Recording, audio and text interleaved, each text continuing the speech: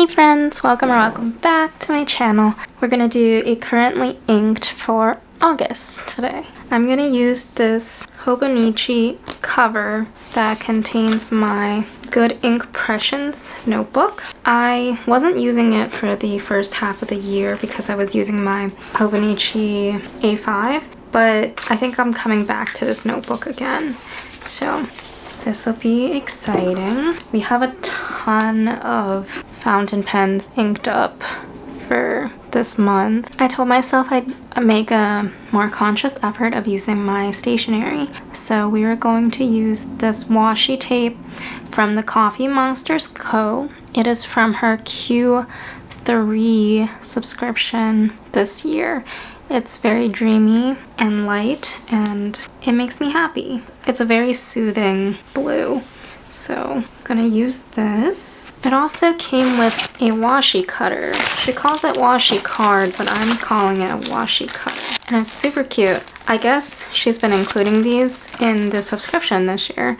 It has a little like ruled notebook theme on the front and then a dotted notebook on the back. That's really cute. It's made of a hard plastic. I'm actually quite impressed with the quality. So how do we want to do this? Maybe I'll do a border on each side. I have quite a few pens this month. I decided to skip the one in July due to time, but also because I was kind of using the same pen and inks that I was using in June. So I didn't think it was really needed. I don't know if I have any more currently inked stickers.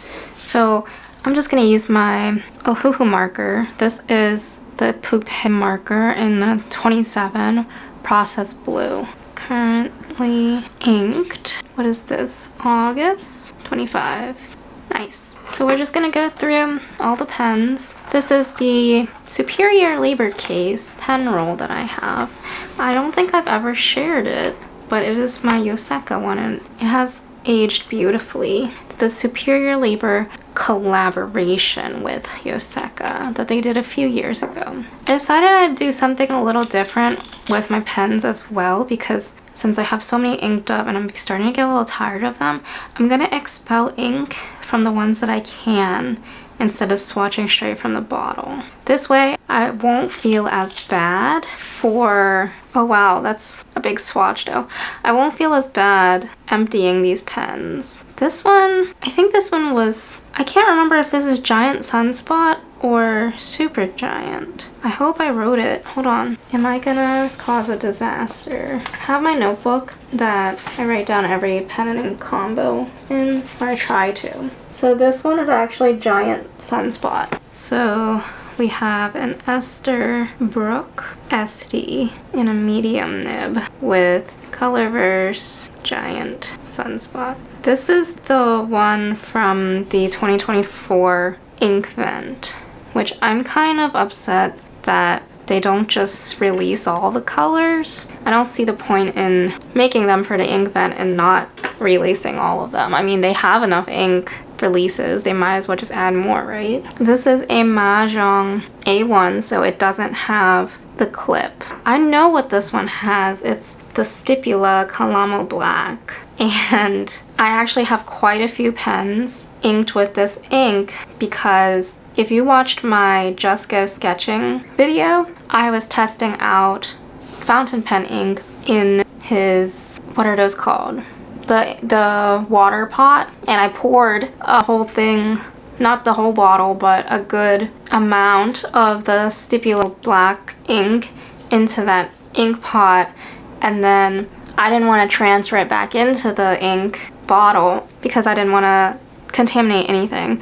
So I filled up as many pens as I could and I put it in a 5 milliliter ink vial, and yeah, I mean, I've learned a few things. Let me see. Hold on. Mahjong A1. This is a, oh, this is a Pilot medium nib. The one that I got from the Nexi box. I'll include that video. I got a Nexi box from Atlas Stationers and it included this nib, so that was amazing. But I didn't have a body for it, so I put it in this one. And I don't like this pen body because I don't know. I couldn't figure it out. I remember actually bringing out my measuring scale my weight scale and they're pretty similar. I think it's just, there's something about the balance in the pen that throws off. It's not the same as the Pilot Vanishing Point. And I think I actually enjoy the clip being down there because it gives me more gripping surface, if that makes sense. But I inked up a bunch of pens with that, so I think I'll just go through those really fast right now. This one had the most ink capacity, which is good, but this is the Mahjong C1 and it has a bent nib. And I don't really like this pen either. A lot of people have really good experiences with Chinese pens and mine are just okay. I think if I could choose, I would not buy these again. I'm glad I bought them because I was able to test them out, but I don't think I would get them again. This one just has way too much ink capacity. It is an eyedropper and you can fill up the body straight up with ink, but they also included a converter. And there is a roll stop. One side of it is flat. The nib is like a fude kind of nib. And I actually filled this up and I've been using it as ink storage to refill this pen over and over because this is such a big fat nib that it doesn't really apply to my daily life when I'm using it. Let me see if I can find the other pens that were also inked up with this. Here we have this Pilot Elite 95S. I love this pen. I've never actually talked about it very much on my channel. Wow, I can't talk and write at the same time. Pilot Elite 95S in a medium nib. This has a beautiful, wonderful, smooth, bouncy 14 karat gold nib and I got this from Amazon. So that's why it's an elite pen and not just the E95S. But I got it when it was a pretty decent price last year or the year before. This is definitely a very reliable pen. I think it's a very comfortable size and also good for portability. I think for at least 2 years I had this permanently inked with Diamine Earl Grey and I was just using it so that I could have an even part in my Hobonichi cousin in the monthlies. I hated when I would have different pen colors when I was writing the events, so I would just use that one pen to write all those out. And this is the first year that I decided not to use it as a pen that's filled up all the time because, I don't know, I felt like I could explore more inks in here. But of course, I just put black ink in here. The one thing I noticed by inking up so many of these with this one black ink is that I surprisingly am not tired of black ink. It is very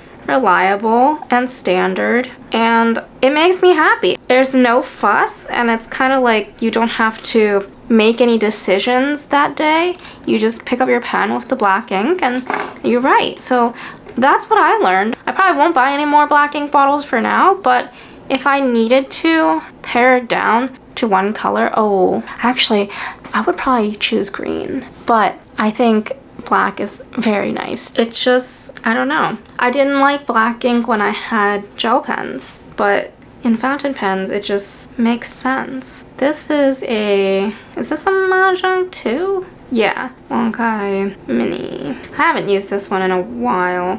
This is a fine nib, I believe. And it also has an insane ink capacity. It is an eyedropper pen. It did come with cartridges, so occasionally I will refill the empty ones. It's a really tiny pen too, but it's gonna last me forever. I just throw it in my purse. And it's a nice like fountain pen to have that you can kind of let roll around without putting it in a case or anything like that. I think that's it for the stipula. 1, 2, 3, 4, 5. Wow. All right, so let's move on. This is the Pelican Twist. I don't love it very much, but I am impressed by how it has been able to retain ink. I thought the holes in the cap would cause it to dry out, but I don't find that it has really any hard starts, and it's nice. The twisted part of the body, the grip, is a little frustrating because it doesn't naturally fit well with my grip, but it's not bad. Would I buy it again? No. I got this in the Atlas Nexi box as well. Make sure you check out that video if you haven't. It is, I think, probably one of the best Nexi boxes they've created. And if you don't even know what a Nexi box is, go ahead and check out that video too. But I don't like having to color it in because I could never fill out the spots completely. At least it's not bleeding through very much. The Good Impressions has the Tomoe River paper original, but it's the machine 9. This is the Pelican Twist with the blue ink cartridge that it came with, and the nib size is medium. I do like that it's a simple pull cap. Okay, this one I haven't been using at all, and I swear the cap, it just comes loose by itself.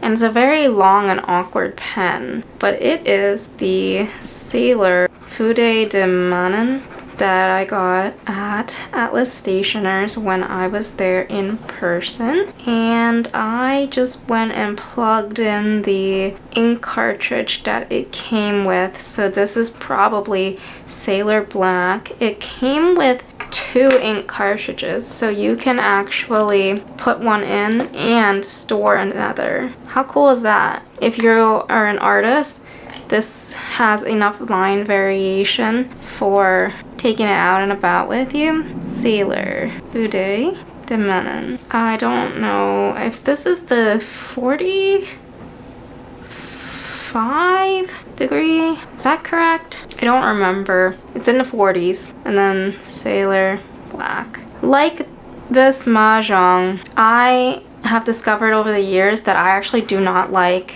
the inconsistent font. Like, I don't think I like variation unless I'm doing copperplate calligraphy, which you wouldn't really do with these kind of nibs. So, not my favorite, but it's good to have some kind of variation in your collection, I suppose. I like my lines to be very even and consistent. And I didn't really know that until I had to experiment. This is probably not gonna give me any drop of ink, but that is because Sailor feeds are very thirsty feeds, and we're not gonna, oh my gosh. Yeah, it's very thirsty. So, and this is a Sailor Pro Gear with a medium fine nib.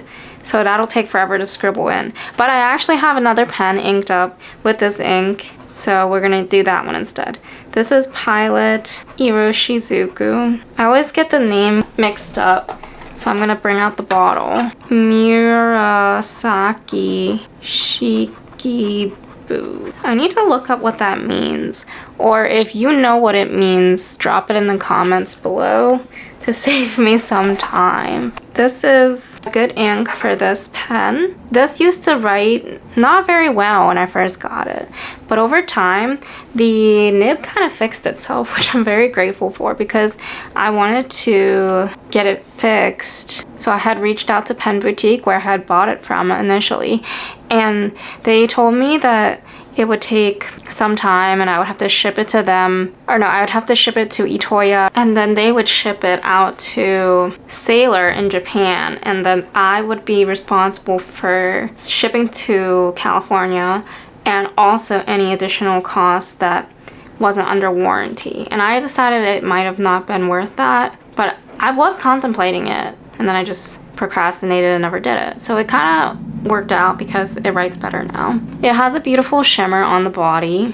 and I was very surprised to learn that this cap is a different color from the body, which I didn't know in photos, but you can see it in person. I am curious how the Pilot Custom 74 Lavender Fog pen compares, and I did pre-order that. They are available at Atlas Stationers if you are interested. So this is the Leonardo pen, and I actually bought this from Endlesspens, who I became a affiliate for recently. You can use my code in the description. They had this on sale during the Star Spangled sale? I forget what it was called, but it was basically the entire month of July and through the first few days of August. And I wasn't gonna get a Leonardo, but I did, and I talk about it in my video. So actually, I don't feel like talking about it again. Memento Zero. This is a medium with a 14 karat nib. But this is a really enjoyable pen to write with right now. I think it's the only like high-end pen that I've bought this year, actually. Another new-ish pen to me is this Sailor. And it is actually just dipped right now with a Sailor Pro Gear Slim Sakura Mochi with a medium, and it writes really well. It's with Pilot Takesumi. I did make a video for this one as well, and it's funny because I was just saying how thirsty Sailor feeds are.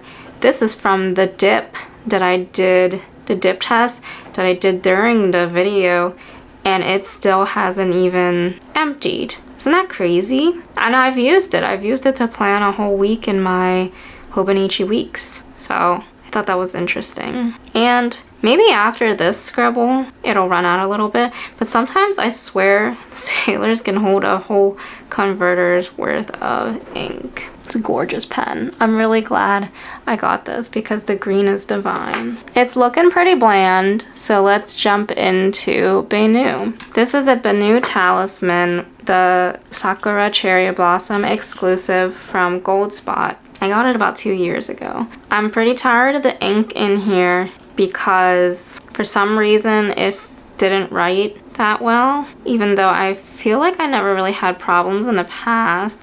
But I did buy this ink pretty early on in my fountain pen career, so maybe I just have different standards or preferences now. I keep thinking this is Diamond Memory Lane, but it's actually, let me think. This is Benu Talisman, the medium nib with, oh, Dominant Industry Sunset. It's a beautiful shimmer ink with multiple shading properties, but it was a little cloggy in my pen, but it's very pretty. Okay, so that's all for this. Another new pen that I inked up is this Sailor. Why is there cat hair on this? Sailor Pro Gear Slim. I decided to set myself a rule to maybe stay away from Sailors and Pro Gear Slims for a little bit, because every time Endlesspens has one on sale, I'm so tempted to purchase, and I have enough. But I always like find ways to justify a new one. So, I don't know. I even have one on pre-order right now. Gosh, why? Sailor Pro Gear Slim Manyo Persimmon. I'm not gonna talk about this one much either because I did make a video, but it is inked with Lennon Toolbar, dried. So a lot of nice additions this month to my lineup.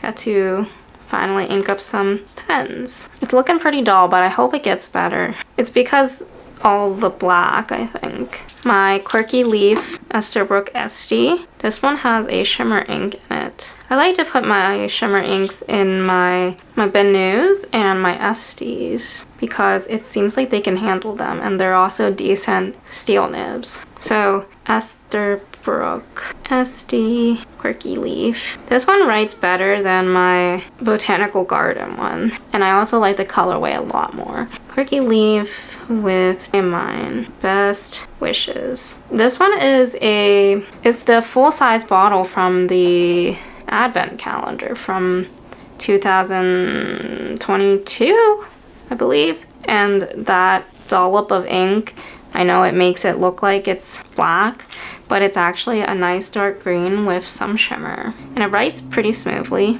I wouldn't say the wettest ink, but not dry at all. Maybe medium? There's like a whole pile of pens to the side right now. We're gonna have to let that dry for you to even see what properties that actually has. Maybe I put too much down. Oh well. This one is a really good ink, but I am tired of it. And I also kind of realized that I probably shouldn't have bought a coarse nib. It is the widest nib, I believe, unless there's one wider, that Platinum offers, and I bought it in a time when I thought the bigger your nib, the better flow you would get. Not necessarily true. Platinum, 3776, Century, Laurel Green, and a coarse nib. It's just a little too thick of a line for my notebooks with the tiny grid, you know. They had this at Atlas though on sale as their doorbuster for the sidewalk sale. They'll probably do it again Black Friday or Fountain Pen Day with Vint Bronze Yellow. Okay, 2 more. We've got another brand new pen. I went through a mental health period this month where I was like, I need to stop buying more pens and ink up all the ones I have. But then Bisbees went up in price and scarcity mindset kicked in, and then I ordered one from Atlas. So now we have it. I'll try to post that video soon too. You'll just have a bunch of new pen day videos. Now what was this one? This one was fun to make. I mixed this ink, Bisbee Eco Match, okay, in a medium. I think it writes better in my other notebook though, the R Studio. I don't know why. It doesn't seem like it writes as good in this.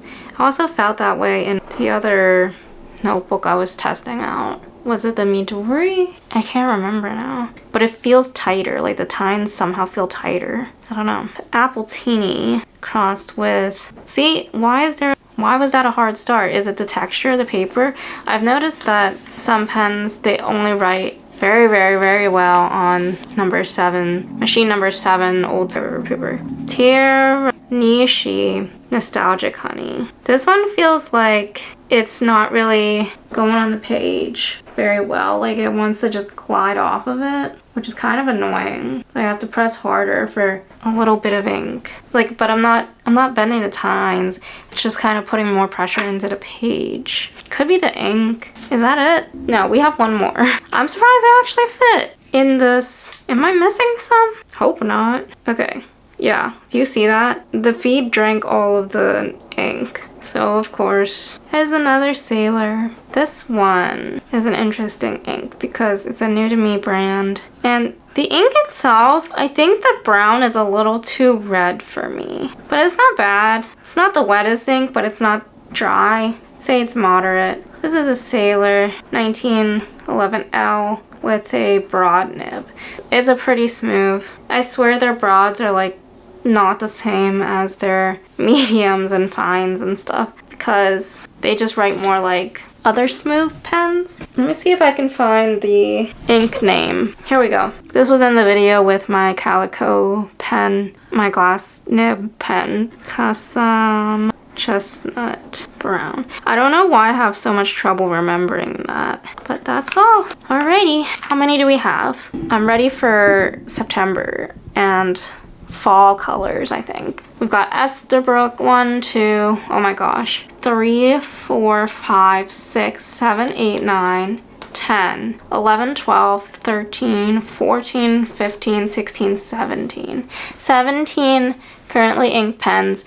That is like 5 more than I would say I usually do. And it lasted me. It was good. It was good, but I'm ready to add some more excitement. Maybe some shimmers next time. If you enjoyed this video, you might enjoy my currently inked from the past, so I'll leave that here. In the meantime, stay tuned for some of these other videos that are coming out, especially for all the new pens, and I hope to be able to talk to you guys soon. Thank you for being here, and have a beautiful day. Bye!